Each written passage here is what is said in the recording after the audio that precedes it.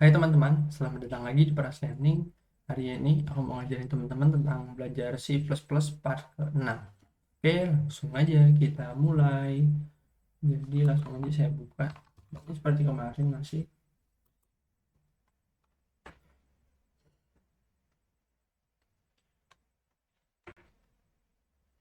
Belajar C++ part ke-6. Belajar C++ part ke-6, lanjutan belajar C++, belajar percabangan if-else, beserta contoh studi kasus. Oke, baik, langsung aja saya baca ya teman-teman. Percabangan if, percabangan yang digunakan untuk yang satu kondisi. Jadi dalam pembahasan kali ini kita akan membahas tentang percabangan if dan else. Jadi percabangan if itu apa sih? Percabangan yang digunakan untuk pernyataan yang satu kondisi. Gambarnya seperti gambar di samping. Oke, jadi ini salah satu contoh gambarannya. Kalau percabangan if itu gimana sih cara jalannya? Jadi cara jalannya yang pertama mulai, kemudian misalkan di sini saya menggunakan contoh A lebih besar dari B, berarti langsung dia jalan dari yang lebih besar. Terima kasih, selesai. Jadi misalkan A lebih besar dari B, dia nggak akan lebih besar, tapi terima kasih. Sebenarnya aturan di editan sini saya kasih if, jika. Kemudian ini contoh studi kasusnya. Jalankan kode di bawah untuk mengetahui penggunaan if. Using namespace std, masukkan nilai x, y. Ini salah satu contoh studi kasusnya. Selanjutnya yaitu output. Setelah berhasil dijalankan, maka output yang akan didapatkan seperti gambar di bawah ini. Masukkan nilai x sama dengan 10, y sama dengan 8, x lebih besar dari y. Next slide, penjelasannya. Jadi variabel x itu lebih besar dari y, maka program menampilkan output x lebih besar dari y. Jadi ini percabangan if-nya itu berjalan. Kemudian namun, apabila variabel yang dimasukkan lebih kecil dari y, maka program tidak menampilkan output seperti gambar di bawah ini. Masukkan nilai x, masukkan nilai y, 8, 10, terus dia nggak menampilkan outputnya. Oke, selanjutnya ada percabangan else. Apa itu percabangan else?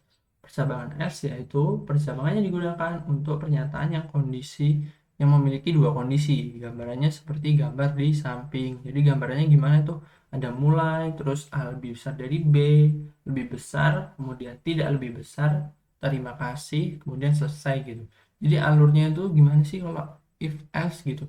Jika A lebih besar dari B, dia sama kan menampilkan lebih besar. Namun kalau A itu tidak lebih besar dari B, dia akan menampilkan output juga. Tidak seperti yang if yang tidak menampilkan output, namun yang else akan menampilkan output. Outputnya apa? Tidak lebih besar. Next slide. Kemudian studi kasusnya. Jalankan kode di bawah untuk mengetahui penggunaan else. Jadi ini udah saya siapin contoh studi kasusnya untuk teman-teman biar lebih mudah gitu. Jadi ini contohnya, teman-teman bisa bacain kodenya untuk tahu alurnya, kemudian teman-teman bisa explore menggunakan contoh studi kasus ini. Output. Setelah berhasil dijalankan, maka output yang akan didapatkan seperti gambar di bawah ini. Masukkan nilai x sama dengan 8, masukkan nilai y sama dengan 5, x lebih besar dari y, kemudian muncul outputnya terima kasih. Jadi ini outputnya sesuai program ya.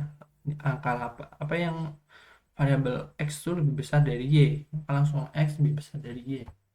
Kemudian next slide. Penjelasannya sebenarnya tidak jauh berbeda dari kode program yang if. Bener, emang nggak jauh berbeda, hanya saja berbeda di output yang akan ditampilkan apabila x lebih kecil dari y. Berikut ini outputnya gitu. Masukkan nilai x sama dengan 5, y sama dengan 8, maka outputnya lebih kecil dari y. Oke, terus muncul terima kasih. Ini contoh kode programnya kan. If x lebih besar dari y, maka cout x lebih besar dari y. Outputnya. Kemudian if else tuh, else-nya apa? X lebih kecil dari y gitu, teman-teman. Oke, saya rasa cukup belajar C++ ke-6 nih. Teman-teman, jika ada pertanyaan, teman-teman bisa komen-komen di bawah video ini.